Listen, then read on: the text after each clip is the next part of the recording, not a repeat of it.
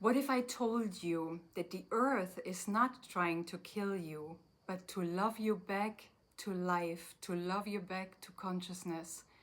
We have been programmed to kill everything we fear, but what if the real danger is not Mother Earth? What if the real danger is our own fear and our own misunderstanding of the Divine Feminine? Hello everyone, welcome to your personal empowerment channel. This is Doris Victoria connecting with you today. It's a pleasure to be here, and I want to share a personal story that I recently experienced. And I was driving from Sedona to Phoenix International Airport, and it was a very early morning ride, so I was the only one in the van. And I'm very chatty, and so the van driver and we started a conversation. And I soon realized the old male paradigm out of his words, that we need to kill everything that we fear. So we were talking about the earth, for example, and I was asking him about the earth and what is his experience of living in the desert in Arizona. And so what he shared with me is that basically he's spraying poisons around his house. He's spraying chemicals everywhere, trying to keep scorpions out and spiders out and everything toxic. And I was trying to share with him a little bit my perspective, that the earth is sacred. The earth, this planet is consciousness. This planet is life. It is the life force that nourished my mother while my mother nourished me. And so I've always grown up with this huge respect for Mother Earth and her love for us, and how she would always provide for us, that we would never really have to be in fear. And it's just the social conditioning that we all receive, thinking that there is lack, or the old programming that, you know, what you fear, we need to kill it. Even including human beings or animals, scorpions, spiders, snakes, whatever could, kill us, we need to kill it first. That is the old, let's say, male paradigm that is trying to dominate and control, rather than listening and cooperating with the Divine Feminine. So I was trying to bring him a little bit more into my understanding of how things work, or how I see things, that for me the earth has always been sacred, and without the earth we wouldn't be able to survive. And that I never really understood those that are still throwing, cans or paper or plastic or pizza cartons right into Mother Earth. I mean, would you pollute your own mother? Would you do this to your own mother? Treat her like a trash bin, basically, or worse than a trash bin.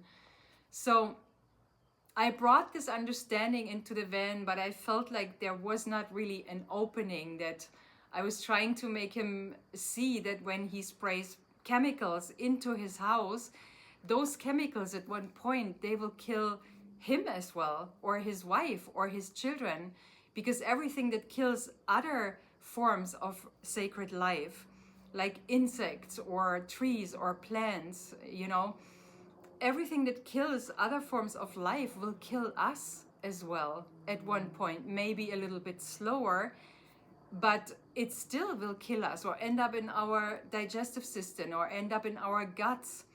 And this, the immune system, a big part of our immune system is in our gut, So if our gut is unhealthy, how will your body be able to fight diseases? How will your body be able to keep you in good, perfect health? So I was trying to share my idea of the earth, and maybe that is not so much, it's not so much about controlling and dominating what we fear, but to cooperate again, to listen again. Because here's the truth, dear ones. Mother Earth is our biggest ally while we are here on Earth. We chose to come back to this planet for a reason. We chose to come here to cooperate with Mother Earth. We chose to come here to protect Mother Earth, not to destroy her, not to exploit her, not to pollute her. And for me, I always saw it in a bigger scheme. I always saw Mother Earth representing the divine feminine, whereas the sky or the heavens or the sun is the masculine, the divine sacred masculine that is giving, nurturing in its own way, protecting, fertilizing, bringing life back into creation.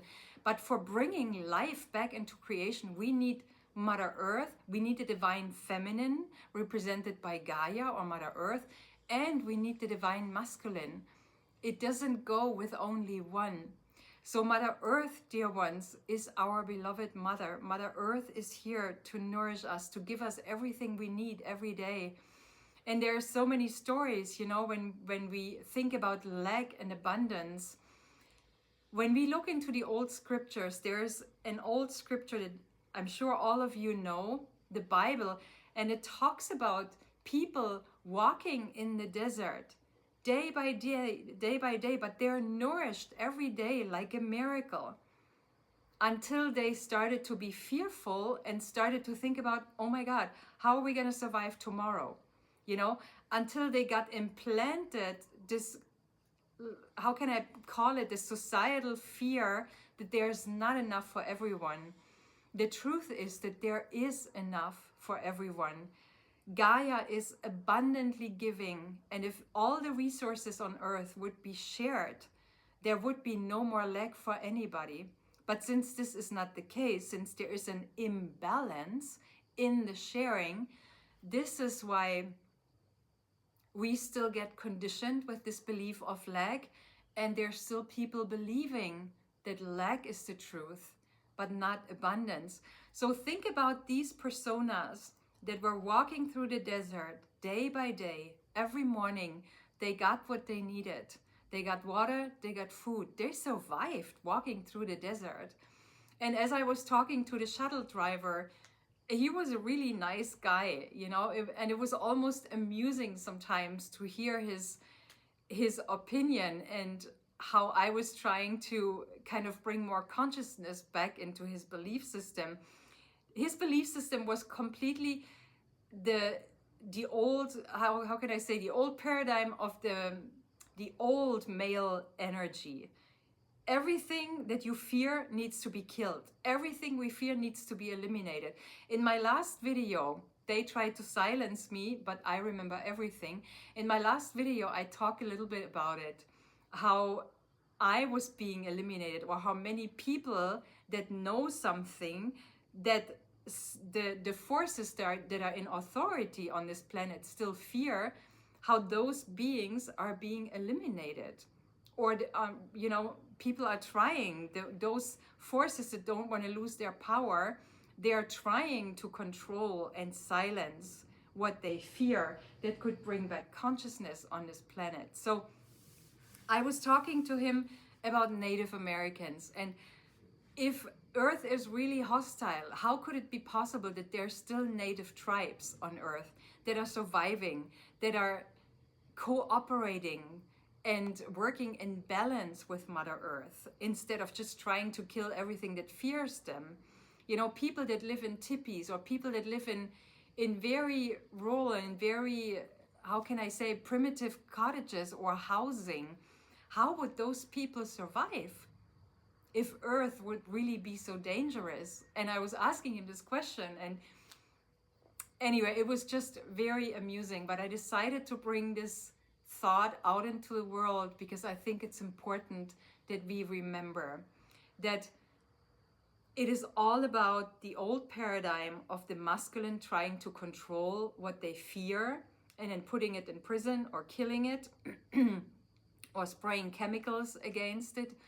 Or we are invited to cooperate, to listen, to understand, and cooperate with Mother Earth again. And that is exactly what the natives all over the world are showing us.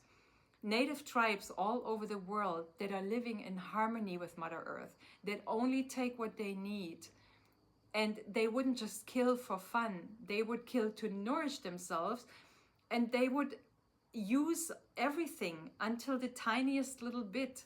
They would use even the fur or the teeth or the nails of an animal, everything, you know, would be used, nothing would be forsaken.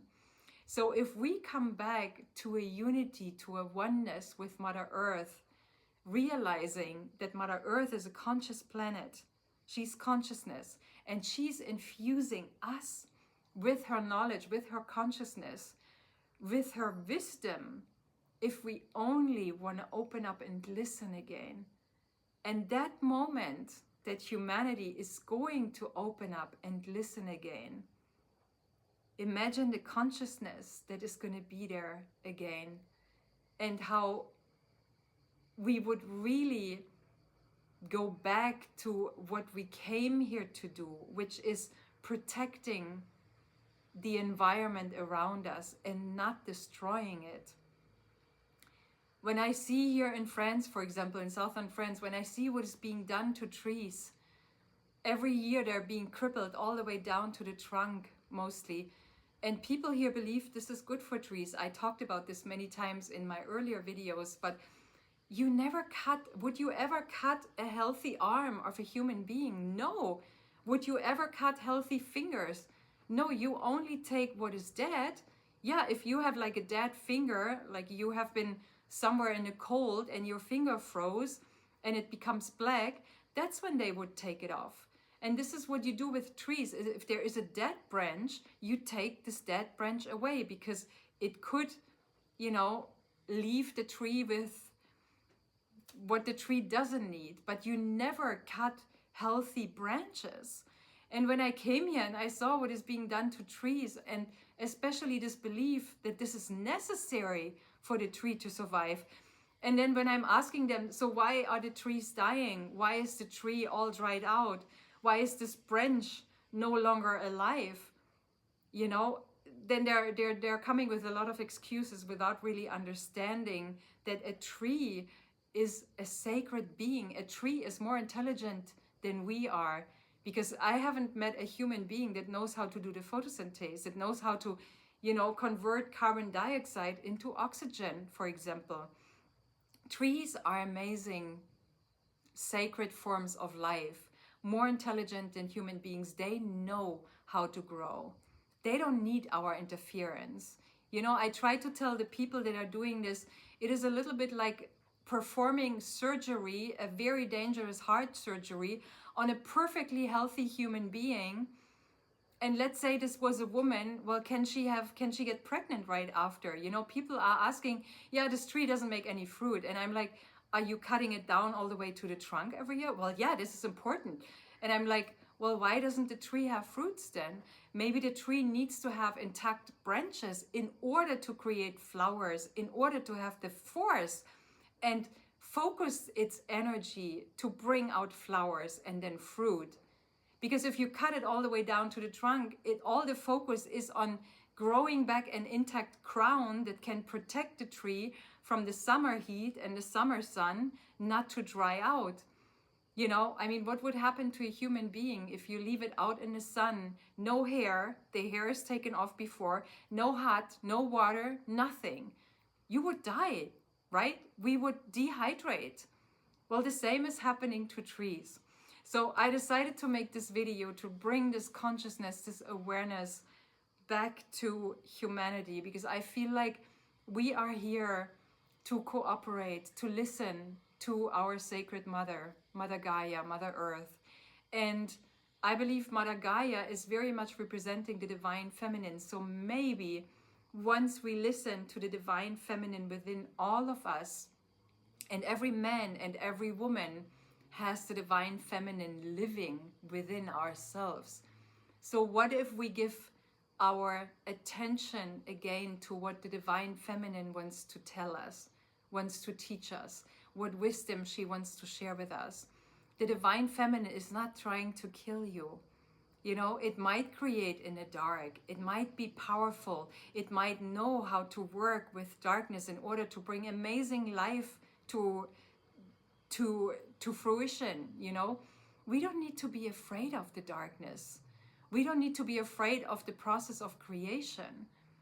And we don't need to be afraid of Mother Earth, because she is the one, again, that nourished my mother while my mother nourished me, that nourished your mother while your mother was nourishing you. So remember to treat Mother Earth with respect. Remember to open up to your own divine feminine.